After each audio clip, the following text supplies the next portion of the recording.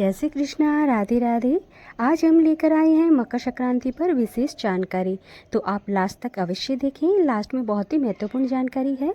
आज हम बात करते हैं हिंदू धर्म में बहुत ही महत्वपूर्ण पर्व की, और वह है 14 जनवरी को आने वाली मकर संक्रांति। यह पर्व केवल सूर्य देव की पूजा अर्चना, उपासना, दान पुण्य आदि का ही नहीं, अपितु ऋतु परिवर्तन का भी बहुत महत्वपूर्ण प्रतीक माना जाता है। धार्मिक मान्यताओं के अनुसार मकर संक्रांति के दिन सूर्य देव अपने रथ से गधों को निकालकर 7 घोड़ों को जोड़कर उस पर सवार हो जाते हैं। पोष के मास में खर मास पोष को बोला जाता है।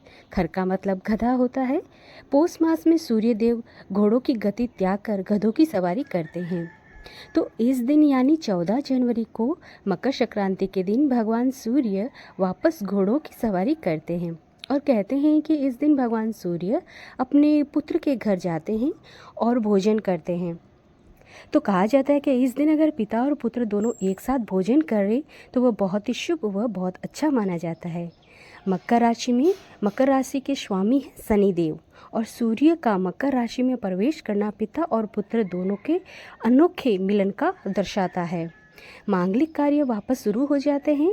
मकर संक्रांति के दिन महापुण्य काल का भी बहुत ही बड़ा दुर्लभ संयोग है। तो आइए जानते हैं कि यह पर्व कब है और कौन सी तिथि को आ रहा है। यह पर्व माघ मास की प्रतिपदा के दिन आता है। इस बार 14 तारीख को मकर संक्रांति है और 14 तारीख 2025 मंगलवार के दिन पड़ रहा है। कभी कभी 15 तारीख को भी मकर संक्रांति का पर्व मनाया जाता है। तो जानते हैं कि सूर्य भगवान का मकर राशि में प्रवेश कब होगा। सूर्य भगवान का मकर राशि में प्रवेश होगा सुबह 9:03 पर, और पुण्यकाल होगा 9:03 से शाम 5:46 तक, और महापुण्यकाल का समय रहेगा सुबह 9:03 से 10:48 तक। तो ये जो महापुण्यकाल है, इस समय अगर गंगा स्नान, दान पुण्य के लिए यह सबसे उत्तम रहेगा। ऐसा कहा जाता है कि यदि माघ मास में त्रिवेणी संगम प्रयागराज में यदि कोई स्नान करता है तो वह मोक्ष गति को प्राप्त हो जाता है। उस व्यक्ति को सभी महापापों से मुक्ति मिल जाती है। मकर संक्रांति के दिन पुष्य नक्षत्र और पुनर्वसु नक्षत्र दोनों इस दिन पड़ रहे हैं। जैसे कि अक्षय तृतीया, अक्षय नवमी तिथि होती है, जैसे कि हम जो कुछ भी दान देते हैं या जो जप तप या यज्ञ करते हैं, इन सभी का अक्षय हो जाता है। तो इस दिन यह हमें सामर्थ्य के और यथाशक्ति के अनुसार जरूर करना है। जितना भी करें वो सब अक्षय हो जाएगा। इस दिन कोई भी नए काम की शुरुआत भी कर सकते हैं, नई वस्तु की खरीदारी भी कर सकते हैं, कोई ओपनिंग हो या मुहूर्त हो वो भी आप अच्छे से कर सकते हैं। बहुत ही शुभ माना जाता है, और ये संयोग 19 साल के बाद ही बन रहा है। और इसमें आप मांगलिक कार्य मतलब कि शादी विवाह नहीं कर सकते, बाकी आप कोई भी शुभ कार्य हो कर सकते हैं। यह महापुण्य काल होगा सुबह 9:03 से 10:48 तक। तो इस समय में आपको ये सब काम कार्य करने हैं। और इस दिन दान का तो बहुत ही बड़ा विशेष महत्व बताया है, तो आप दान अवश्य करिएगा। जैसे तिल का, गुड़ का, खिचड़ी का, या चावल दाल जो मूंग दाल की होती है वो, उड़द की दाल, गर्म वस्त्रों का, इन सब का दान आप जरूर करें। गायों को हरा चारा खिलाएं, गुड़ घास खिलाएं। इसी दिन से 100 सेर का भी नियम लिया जाता है, और भी बहुत सारे नियम है जो कि संक्रांति के दिन लिए जाते हैं साल भर के लिए। अगर आप चाहते हैं तो मैं उसके लिए भी अलग से वीडियो बना दूंगी। पौराणिक कथाओं के अनुसार कहा जाता है कि भीष्म पितामह इच्छा मृत्यु का वरदान प्राप्त था उनको, लेकिन दक्षिणायन सूर्य होने के कारण बाणों की सैया पर रहकर उत्तरायण के सूर्य का इंतजार करके जब उत्तरायण सूर्य में मकर राशि में प्रवेश हुआ तब भीष्म पितामह ने अपने प्राणों को त्याग दिया था। तो अगर इस समय किसी भी व्यक्ति की मृत्यु उत्तरायण में सूर्य मकर राशि में आता है तब अगर हो जाती है तो वो निश्चित ही मोक्ष गति को प्राप्त हो जाता है। यह पर्व एक आध्यात्मिक महत्व को और भी ज़्यादा बढ़ा देता है। इस मकर संक्रांति के पर्व पर महाकुंभ मेला भी आ रहा है, और जो कि 144 वर्ष बाद आ रहा है, और यह उत्तर प्रदेश के प्रयागराज में होने वाला यह पर्व अपने आप में बहुत ही विशेष है। 14 जनवरी को मकर संक्रांति के दिन प्रथम महाशाही स्नान किया जाएगा। इसमें लाखों संख्याओं में साधु, संत, महंत, महात्मा गंगा, यमुना और सरस्वती संगम में प्रयागराज के अंदर स्नान करेंगे, और मोक्ष गति को प्राप्त होंगे। ये सनातनियों का मेला है। मकर संक्रांति का पर्व ही नहीं बल्कि हमें संतुलन, दान, आपसी प्रेम का भी पाठ पढ़ाता है।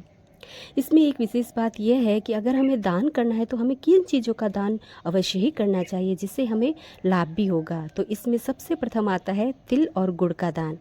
तो तिल और गुड़ का दान हमें ज़रूर करना चाहिए। उससे क्या होता है, शनि दोष दूर हो जाता है और साथ में पितरों की कृपा दृष्टि भी परिवार पर बनी रहती है। उसके बाद में आते हैं काले तिल को तांबे के लोटे में भरकर उसके बाद में उसको दान कर देना। आप किसी ब्राह्मण को दान कर सकते हैं या फिर आप मंदिर में दे सकते हैं। इससे क्या होता है, शनि की साढ़े साती होती है उसमें राहत मिलती है। तीसरा है, इस दिन घर में खिचड़ी बनाकर या फिर खिचड़ी की सामग्री आप किसी को दान में देंगे तो वह घर में सुख समृद्धि व शांति बनी रहेगी। चौथा है, इस दिन नए वस्त्रों का दान अवश्य करना चाहिए। तो नए वस्त्रों का जैसे कि आप स्वेटर हो या कोई कंबल ओढ़ने वाली हो, कोई भी हो, आप नए वस्त्र ज़रूर दान करें, इससे बहुत ही अच्छा होगा। उसके बाद में आता है कि नमक का दान। नमक का दान भी बहुत ही शुभ माना जाता है और इसको दान करने से अनिष्टों का भी नाश हो जाता है। तो ध्यान रहे कि हमें नमक का दान अवश्य करना है। और उसके बाद में आता है घी का दान। तो घी का दान भी ज़रूर करें। मकर संक्रांति के दिन 14 दीपकों का भी दान बहुत ही महत्वपूर्ण बताया है। दीपक आपको नए लेने हैं, पुराने नहीं, या आप आटे के भी दीपक बना सकते हैं। वह आपको एक थाली में 14 दीपक लेकर उसके अंदर नीचे आसन देना है तिल का। उसके बाद में 14 दीपक रख देने हैं।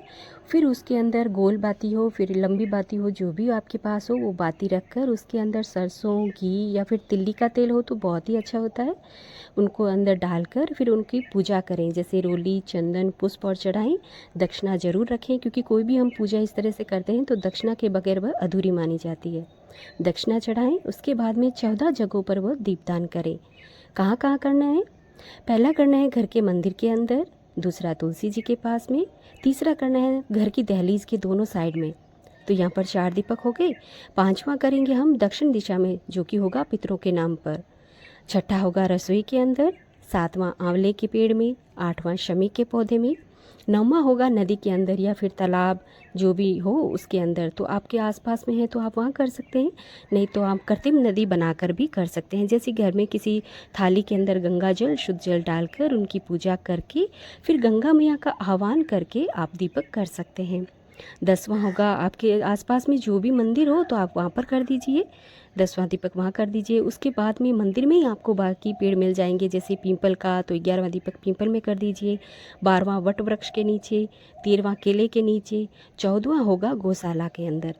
अगर आसपास में गौशाला है तो वहाँ पर कर दीजिए, वरना किसी घर के पास में हो गाय या फिर आपके खुद के घर में हो या आसपास जहाँ भी हो आप गाय के पास कर देना। एकदम निकट नहीं करना है, थोड़ा दूर करना है ताकि गाय को कोई हानि न पहुँचे। इस तरह से हमें 14 दीपक करना है और यहाँ जहाँ करेंगे हम 14 दीपक वो सभी शुभ और फल प्रदान करने वाले जगह है। तो इस जगह पर आप जरूर दीपक कीजिएगा। हरे कृष्णा, राधे राधे। अगर ये आपको जानकारी पसंद आई हो तो आप आगे भी शेयर कीजिए। राधे राधे।